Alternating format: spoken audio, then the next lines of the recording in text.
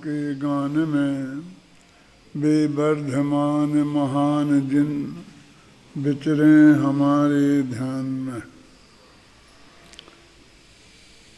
पंडित टोडरमल जी के संदर्भ में आप लोगों ने जो कुछ भी बोला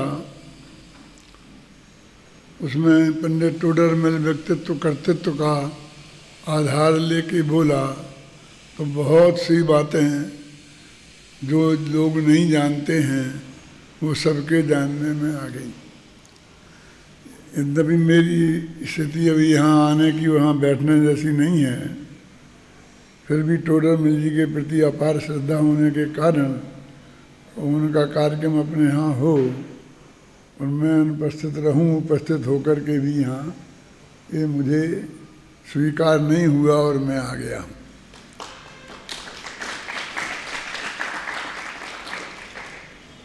आप लोगों ने जो बोला मैंने सभी सुना है। जो एक आध बात आप लोगों के ध्यान में नहीं आई उसको मैं बताना चाहता हूँ थोड़ा। टोडरमल जी की भाषा और साहित्य, गद्य साहित्य खासकर, इसके संदर्भ में किसी ने कुछ नहीं बोला, जबकि इस पंडित टोडरमल व्यक्तित्व कर्तृत्व में एक पूरा चैप्टर 6वां अध्याय इसी बात के लिए समर्पित है। उनको इस दृष्टि से उसका बहुत ज़्यादा महत्व है कि उस समय जब उन्होंने मोक्षमार्ग प्रकाशक लिखा, गद्य साहित्य का काल नहीं था। हिंदी साहित्य में गद्य साहित्य के काल को तो 10वीं शताब्दी, ये जो 18वीं 17वीं शताब्दी में माना जाता है। माने भारतेंदु हरिश्चंद्र से मानते हैं जो उनके 200 वर्ष बाद हुए। उस समय का काल तो भक्ति काल और रीति काल था, जो केवल पद्य में लिखा जाता था उस वक्त। कुछ हिंदी साहित्य का जन्म हुए भी 1000 वर्ष हुए हैं, जिसे हम चंद्रवरदाई से मानते हैं, पृथ्वीराज रासो उनने लिखा था। और गद्य साहित्य तो मैंने बोला ना कि भारतेंदु हरिश्चंद्र से ही माना जाता है। उस समय आप कल्पना नहीं कर सकते हैं कि गद्य कैसा था। कुछ पत्र जो साहूकार लोग किसानों को कर्जा देते थे और उनसे जो वो रुक्का लिखवा लेते थे ना, वो गद्य में होता था। और उस वक्त गद्य के नमूने ये हैं।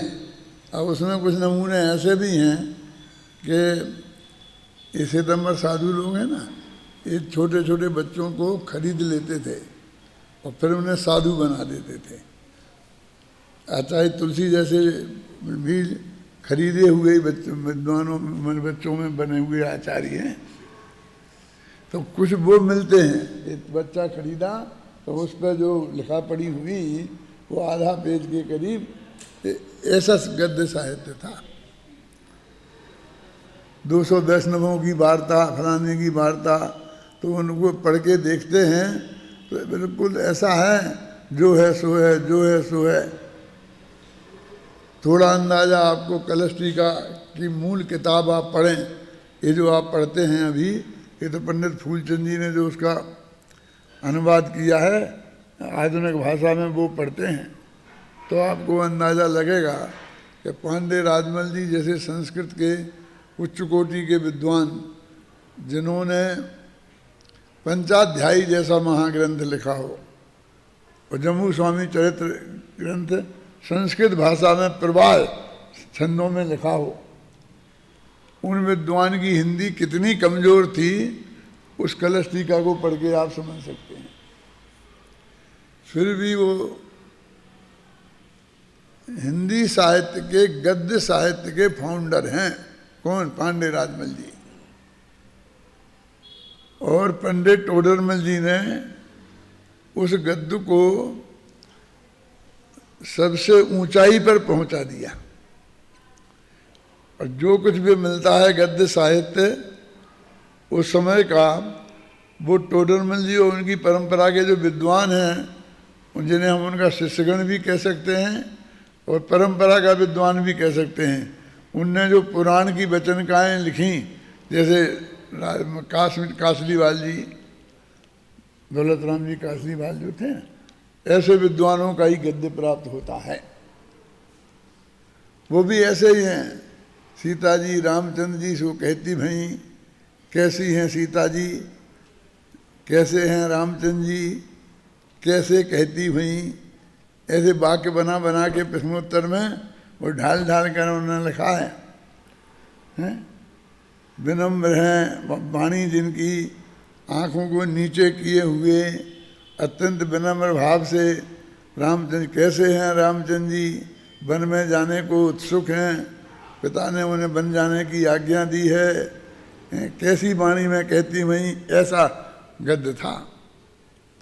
और टोडरमल जी का जो परमार्जित गद्य है, जो उनकी मूल भाषा में भी हम पढ़ें, जो उपलब्ध है अपने यहाँ, छपा है पहले, तो सर्वोत्कृष्ट जाति का गद्य साहित्य टोडरमल जी का उस जमाने के साहित्य में है। और ऐसा नहीं है कि आज इतना साहित्य, गद्य साहित्य का विकास हुआ है, वो भी टोडरमल जी के गद्य साहित्य जैसा साहित्य नहीं है, उच्च कोटि का साहित्य नहीं है। और उनकी भाषा के संदर्भ में कि उनने कौन सी भाषा में लिखा, तो लोग कहते सब राजस्थानी, ढूंढारी ऐसी नाम देते हैं, लेकिन ढूंढारी तो कोई भाषा ही नहीं है। आप जानते हैं, पढ़ेंगे भाषा विज्ञान, पढ़ेंगे यदि साहित्य का इतिहास, तो ढूंढारी तो एक बोली है जो बहुत छोटे एरिए में बोली जाती हैं और जिनमें कोई विशेष साहित्य नहीं होता है, उनको बोली कहते हैं, भाषा नहीं कहते हैं। भाषा उसे कहते हैं जिसमें साहित्य उपलब्ध हो, जिसमें छंद अलंकार वगैरह सब चीज़ें जो विशेषताएं होती हैं वो सब उसमें मौजूद हो। तो ढूंढारी तो कोई भाषा ही नहीं है। आपने ढूंढारी भाषा, ढूंढारी क्या है कि ढूंढार विशेष में क्षेत्र में बोलने वाली, ढूंढार एरिया कौन सा है जानते हैं आप? आज हम सब ऐसे ही हैं, कोई काठियावाड़ी है, कोई कच्छी है, कोई ढूंढारी है, जबकि भारतीय नक्शा में ना कहीं कच्छ है, ना कहीं कोई काठियावाड़ है, ना कहीं मारवाड़ है, ना कहीं ढूंढार है। ये प्रांत ही गायब हैं, ये सब खत्म हो गए। अब तो राजस्थान, मध्य प्रदेश, उत्तर प्रदेश ऐसे प्रांत हैं जो बहुत बड़े एरिए को करते हैं। तो उस वक्त की साहित्य भाषा कौन सी थी? गद्य में तो था ही नहीं, मैंने कहा बहुत कम था, लेकिन पद्य में जो थी वो सब ब्रज भाषा थी। और वो पंडित जी की सारा साहित्य ब्रज भाषा में है। अब आप कहेंगे क्यों? वो भले ही उसमें ढूंढारी बोली के कुछ शब्द आ गए हों, क्योंकि वो इस एरिए में रहते हैं। जो भी लेखक जिस एरिए में रहता है उसके भाषा के शब्द है, वो दूसरी भाषा भी लिखे तो कुछ ना कुछ शब्द तो उसमें आ ही जाते हैं। साहित्य में वो कुछ ना कुछ शब्द तो, जैसे मान लें हमारे साहित्य में भी आपको बहुत शब्द बुंदेलखंडी मिल जाएंगे, हैं? जबकि कोई बुंदेलखंडी भाषा में नहीं लिखा हमने कोई साहित्य। तो जितनी पूजने तक चलती थी वो सब इस ब्रज भाषा में ही चलती थी। और मराठी लोगों की अपनी कोई पूजन नहीं थी, गुजरातियों के पास अपनी कोई पूजन नहीं थी। ये मराठी गुजराती लोग भी ये हिंदी की जो पूजने हैं अपने यहाँ चलती थी, उन्हीं से काम चलाते थे। उन लोगों ने बनाई भी नहीं। और आज अपन लोगों ने इतनी नई पूजने वगैरह बना ली, लेकिन मराठी लोग कहाँ सक्रिय हैं, गुजराती लोग कहाँ सक्रिय हैं, वे अपनी पूजने कहाँ बना पा रहे। और उनकी कुछ साहित्यिकता आवे, क्वालिटी आवे, ऐसी चीज़ नहीं दे पा रहे। तो टोडरमल जी ने ब्रज भाषा में लिखा। तो क्यों ब्रज भाषा में क्यों लिखा? क्योंकि वो उस समय की जैन साहित्य की नहीं, पूरे हिंदी साहित्य की भाषा थी। हिंदी साहित्य में जितना भी मिलता है ना, जैसे कि रामायण मिलती है, सूरदास के पद मिलते हैं, तो सूरदास के पद तो स्पष्ट ही ब्रज भाषा के हैं, लेकिन रामायण भी अवधि में लिखी गई ऐसा बोलते हैं ना, क्योंकि वो अयोध्या के आसपास के थे तो वो अवध प्रांत कहलाता था, तो वहाँ जो बोली जाती होगी उसके कारण कहा जाता है। तो उस समय उन्होंने ब्रज भाषा के गद्य को सर्वोच्च स्थान प्राप्त कराया। तो हिंदी साहित्य के, गद्य साहित्य के फाउंडर पांडे राजमल जी और उसको उच्च कोटि पर पहुंचाने वाले पंडित टोडरमल हैं, और उनका उसकी दृष्टि से बहुत महत्व है। तो क्यों? वे संस्कृत के बहुत अच्छे विद्वान थे। पांडे राजमल जी ने तो संस्कृत के ग्रंथ लिखे, पंचाध्यायी संस्कृत में है, जम्मू कवामी चरित्र संस्कृत में है, लेकिन टोडरमल जी का कोई ग्रंथ संस्कृत में नहीं है, जबकि संस्कृत प्राकृत के भी विद्वान थे उच्च कोटि के। तो कहा उन्हें क्यों नहीं लिखा? तो उसके पीछे एक कारण है कि वे अपने भावों को अधिकतम लोगों के पास पहुंचाना चाहते थे। उनका उद्देश्य कवि बनना नहीं था, साहित्यकार बनना नहीं था, लेकिन उनके पास जो तत्व ज्ञान है वो तत्व ज्ञान जन सामान्य तक पहुंचे, क्योंकि सारा जैन समाज एक मोटे तौर पे व्यापारी समाज था, एजुकेशन का ज़्यादा प्रचार नहीं था। तो उनकी भाषा के बारे में एक विद्वान ने, जो बहुत पुराने कहीं पर मिला है, ग्वालियरी भाषा लिखा। टोडरमल जी ने मोक्ष मार्ग प्रकाशक ग्वालियरी भाषा में लिखा। अरे ग्वालियरी भाषा कौन होती है? तो ये ब्रज भाषा है। ब्रज जो प्रदेश है वो मथुरा उसका केंद्र है। सूरसेनी प्राकृत में लिखा ना आचार्य कुंद ने, वो सूरसेन का प्रदेश भी मथुरा वहाँ की राजधानी थी। तो मथुरा को केंद्र मानकर ग्वालियर भी आसपास ही है।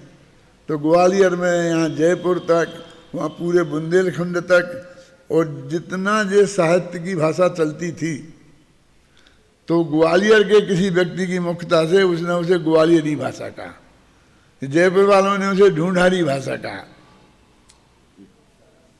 लेकिन ये कौन सी भाषा है इसका निर्णय कैसे करें? तो किसी के शब्दों को देखकर निर्णय नहीं किया जा सकता है। हम ये कहें कि जयपुर में 3 रेलवे स्टेशन हैं, है ना, तो ये अंग्रेजी में बोल रहे हैं हम कि हिंदी में? स्टेशन तो अंग्रेजी का शब्द है? तो अंग्रेजी का शब्द देखकर इसे हम अंग्रेजी तो नहीं कह सकते, तो क्या कहें फिर? हिंदी कैसे कहें? हिंदी का तो शब्द ही नहीं है। अब आजकल बहुत हिंदी ऐसी हो गई है, ये फिल्में आती हैं, फिल्मों में तो इतनी अंग्रेजी आ जाती है, एक पूरे वाक्य के वाक्य और पूरा इंग्लिश में बोलते रहते हैं। इंग्लिश कहने लगे हैं? इंग्लिश, हाँ, हिंदी और इंग्लिश। तो ऐसी स्थिति में एक नियम है कि उनकी भाषा में ये देखना चाहिए कि कौन सी भाषा का व्याकरण अप्लाई हुआ है। तो जिस भाषा का व्याकरण अप्लाई हुआ वो वह भाषा कहलाती है। तो ढूंढारी का तो कोई व्याकरण नहीं उपलब्ध नहीं है, ग्वालियरी के तो कोई भाषा ही उपलब्ध नहीं है, समझे ना? तो व्याकरण उपलब्ध नहीं है तो भाषा हम कैसे कहें? तो जो भाषा ब्रज भाषा है तो उसमें का व्याकरण हम देखें तो क्या व्याकरण कैसे देखें? तो आप देखिए कि उनका एक वचन से बहुवचन बनाने का क्या नियम है, उत्तम पुरुष से मध्यम पुरुष ट्रांसफर करने में क्या नियम है। तो जैसे अरहंतनी को नमस्कार हो, अरहंतों को नमस्कार हो नहीं लिखा, तो वो नी और ना शब्द लगाकर बहुवचन बनाते हैं, अरहंतनि अरहंतान। तो ये ब्रज भाषा के व्याकरण का नियम है। अन या ना लगाकर, नी लगाकर एक वचन का बहुवचन बनाना। और ऐसे बहुत से नियम, वो 6वां अध्याय पढ़ेंगे आप पंडित टोडरमल का, तो हमने उन्हें बताए हैं। तो पूरे मोक्ष मार्ग प्रकाशक को खासकर ये शब्द पूरे आदि से लेके अंत तक एक दफा स्टडी ऐसी ही की कि एक वचन से बहुवचन बनाने के लिए इनने क्या क्या किया, कहाँ कहाँ क्या क्या किया। तो 99% यही मिले कि इस तरह से उन्होंने किया। तो और जो व्याकरण के नियम हैं वो कहाँ कहाँ कैसे अप्लाई किए, तो वो सब टोडरमल जी को ब्रज भाषा के मिलते हैं। जैसे अपन बोलते हैं ना 10 लक्षण धर्म की पूजन पढ़ते हैं, तो वो कौन सी भाषा में लिखी? तो धनी नगन पर तन नगन ठाणे सुर असुर पायनि परे, एक पंक्ति है ना, क्या अर्थ है इसका? धनी नगन पर तन नगन ठाणे, ठाणे माने तो खड़े, हमें ढूंढ आदि का शब्द है, लेकिन नगन माने नग्न, नगन को वो नगन बोलते हैं। और 2 नगन हो गए, धनी नगन पर तन नगन, तो वो शरीर का नगन हो गया। ये पहला नगन क्या है? तो नग माने पर्वत, न गच्छति थी नगा, हिमालय को नगाधिराज कहते हैं ना, तो न गच्छति थी नगा। और नग का उनने बनाया बहुवचन कि पर्वतों पे खड़े हैं, धनी नगन पर तन नगन ठाणे, पर्वतों पर वो नग्न दिगंबर होकर खड़े हुए हैं। तो उनने ब्रज भाषा का व्याकरण अप्लाई किया। तो इससे सिद्ध होता है कि ये ब्रज भाषा में उन्होंने साहित्य लिखा। अब प्रश्न खड़ा होता है कि ब्रज भाषा में क्यों लिखा? या तो वे अपनी मातृभाषा ढूंढारी में लिखते, और या संस्कृत भाषा चलती थी, उन्हें आती थी, तो जो विश्व भाषा है सारे हिंदुस्तान में चलती थी, जो उन्होंने खुद लिखा। कि संस्कृत भाषा में क्यों? क्योंकि यदि हमारे आचार्य कुंद वगैरह कोई कर्नाटक में ही लिख देते उन्हीं भाषाओं में, तो आज समयसार हमें पढ़ने को नहीं मिलता। अब उसे समयसार तो मथुरा की भाषा थी, स्वरसेन प्रांत की, लेकिन उनने दक्षिण भारत में रह करके भी अपनी भाषा में लिखा। तो एक साहित्य की भाषा अलग होती है और जनता के बोलने की भाषा अलग होती है। तो उस समय हिंदी में ब्रज भाषा ही साहित्य की भाषा थी, और गद्य साहित्य तो ना के बराबर था ही नहीं। ये भारतेंद्र हरिश्चंद्र के बाद में उपन्यास और चीजें बहुत चीजें गद्य साहित्य की आई सामने। तो ये पूजनों में जो भी जितना था, तो इस तरह से आप देखेंगे तो वो उनकी ब्रज भाषा सिद्ध होती है। तो ब्रज भाषा में क्यों लिखा? या तो मातृभाषा में लिखते ढूंढारी में, क्योंकि वो सबको पहुंचाना चाहते थे। तो कहते ढूंढारी वाले लोग भी बहुत लिमिटेड थे, वो थोड़े से एरिए में थे, वे उतने ही पंडित नहीं बनना, वो अपनी बात को उतने ही लोगों तक नहीं पहुंचाना चाहते थे। सारे हिंदुस्तान में समझ लो कम से कम वो अपनी बात को पहुंचाना चाहते थे। तो अधिकतम जो भाषा बोल दी जाती हो, जो साहित्य में चलती हो, उस भाषा को अपनाएं। तो अति प्रतिष्ठित भाषा तो संस्कृत थी, तो वो संस्कृत भाषा भी में एक दिक्कत थी कि अकेले विद्वानों की भाषा थी, जनता उसे नहीं जानती थी। ढूंढारी को जनता जानती थी, तो थोड़े से एरिया को जानती थी। तो अधिकतम एरिया को जो कवर करे और जिसको साधारण जनता जाने, उन्हें ऐसी भाषा चुननी थी, इसलिए उन्होंने ब्रज भाषा का चुनाव किया। बस एक क्वालिटी बतानी थी मुझे कि उनकी भाषा कौन सी है, कैसे चुनी, हिंदी साहित्य में भाषा विज्ञान की दृष्टि से और इतिहास की दृष्टि से बहुत बड़ा महत्वपूर्ण स्थान जैन साहित्य को प्राप्त होता है। लेकिन जैसे आजैनी विद्वान बहुत है ना हिंदू, तो इसलिए उन लोगों ने इन विद्वानों को कोई महत्व नहीं दिया। और आज भी अभी वही 84 वैष्णव वार्ताएँ, फलानी वार्ताएँ, 256 वैष्णव वार्ताएँ, उनको ही गद्य साहित्य के इतिहास में आचार्य रामचंद्र शुक्ल ने और बाद में ये सब किया। सबसे पहले हिंदी साहित्य का इतिहास आचार्य रामचंद्र शुक्ल ने लिखा 700 पेज का। फिर उसके बाद में तो हजारी प्रसाद द्विवेदी वगैरह बहुत बहुत बड़े विद्वान आए और उन्होंने कहा कि जैन साहित्य की आप उपेक्षा कैसे कर सकते हैं। हालांकि वो भी अजैन ही विद्वान थे, लेकिन उन लोगों ने जैन साहित्य को आगे रखकर बहुत जो मान्यताएं थीं आचार्य रामचंद्र शुक्ल की, उनको उन्होंने खंडन किया। आचार्य रामचंद्र शुक्ल भी बहुत बड़े विद्वानों में हैं, वो भी एक इतिहास के, हिंदी साहित्य का इतिहास लिखने वाले सबसे पहले विद्वानों में हैं। तो मेरे कहने का अर्थ ये है कि भाषा की दृष्टि से, साहित्य की दृष्टि से, गद्य साहित्य की दृष्टि से अभी पद्य साहित्य उतना ज़्यादा मत, उनने जो उनका जीवन परिचय है जो अपन पढ़ते रहते हैं, रोजीना सुनाते रहते हैं सबको कि मैं हूँ जीव द्रव्य गुण भूप एक अनादि अनंतन हूँ, वो तो जो है। लेकिन उनकी गोमटसार पूजन देखो, उनने एक पूजा भी लिखी थी, तो मैंने रिसर्च करके उसे ढूंढी भी, बहुत अभी मतलब ऐसी नहीं है कि जिसमें बहुत बड़ी साहित्यिक हो और बहुत बड़ी उल्लेखनीय हो, इसलिए वो ज़्यादा फिर प्रचार में नहीं आई। उसमें हम प्रचार में लाएं तो टोडरमल जी को बारे में जो हमारी महिमा है वो थोड़ी कम होएगी। मैंने भी बहुत विचार किया कि ऐसा क्यों हुआ।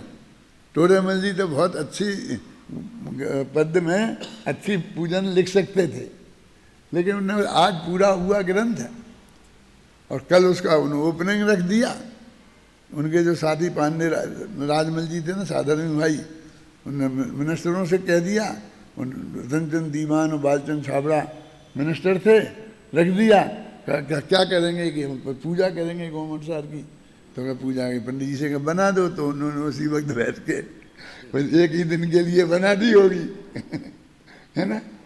मैंने जैसा पांडित्य उनका मोक्षमार्ग प्रकाशक लिखने में लगा, गोमटसार की टीका लिखने में लगा, वैसा पांडित्य उनका उसमें नहीं लगा, इसलिए वो उतनी उच्च कोटि की नहीं है। अब ये बहुत बड़ा धर्म संकट होता है कि एक दृष्टि से तो जब उनके साहित्य पर विचार करते हैं तो बहुत उच्च कोटि का होता है, और एक उन्हीं के नाम से बहुत वैसी आ जाती, हो सकता है किसी दूसरे ही ने लिखी हो, साधारण से उनके शिष्य ने किसी ने लिख के बना दी हो, और उन्हीं की किताबों, अपना नाम नहीं लिखते थे ना, उन्हीं की किताबों में रख दी, तो लोग ये समझने लगे कि टोडरमल जी की बनाई हुई पूजा है।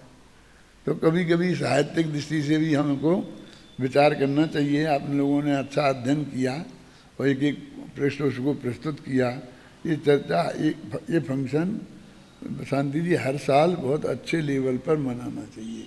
अच्छे लेवल का मतलब कोई जुलूस वलूस से मतलब नहीं है, अपने विद्यार्थियों के लेवल पर इसका अध्ययन अच्छा होना चाहिए। तो साल में एक दफ़े वो उस ग्रंथ का भी पारायण हो जाए। कौन से पंडित टोडरमल व्यक्तित्व कर्तृत्व का, उसके सब चैप्टरों पर हम सब्जेक्ट देवें तो सब विद्यार्थी उसका गहरा अध्ययन करें। और आपको तो 5 साल का मौका मिलता है, तो 5 दफ़े मनाने का मौका मिल ही जाएगा ना, हैं। तो उस ग्रंथ का शोध प्रबंध ऐसे बार बार पढ़े नहीं जाते, जब कोई शोध करता है तभी पढ़ता है। लेकिन इस निमित्त से टोडरमल जी की महिमा है और वो ग्रंथ में सारी सामग्री उपलब्ध है, तो उसके माध्यम से उसका पठन पाठन भी हो जाएगा और साथ में टोडरमल जी का परिचय भी सब लोगों विद्यार्थियों को हमारा अच्छी तरह से हो जाएगा। क्योंकि टोडरमल महाविद्यालय में पढ़ें और टोडरमल जी के बारे में, तो मोक्षमार्ग प्रकाशक की जो महिमा है, गोमटसार की टीका की जो महिमा है, सारी समाज में उनको रहना है, तो मोक्षमार्ग प्रकाशक और टोडरमल जी के बारे में जितना अधिक अध्ययन उनका हो उतना अच्छा है। मैं उनके प्रति अपनी श्रद्धा व्यक्त करते हुए अपनी बात। धन्यवाद आदरणीय दादा का, जिन्होंने हमें उन बातों से अवगत कराया जो हमारे लिए अनभिज्ञ थी, और उनका साहित्य में क्या योगदान रहा, साहित्यिक क्षेत्र में उनका क्या योगदान था, उन बातों से हमें अवगत कराया। अब मैं आभार प्रदर्शन के लिए हमारे महाविद्यालय के वरिष्ठ अधीक्षक आदरणीय जिन कुमार जी भाई सबसे निवेदन करता हूँ, वो आए और आभार।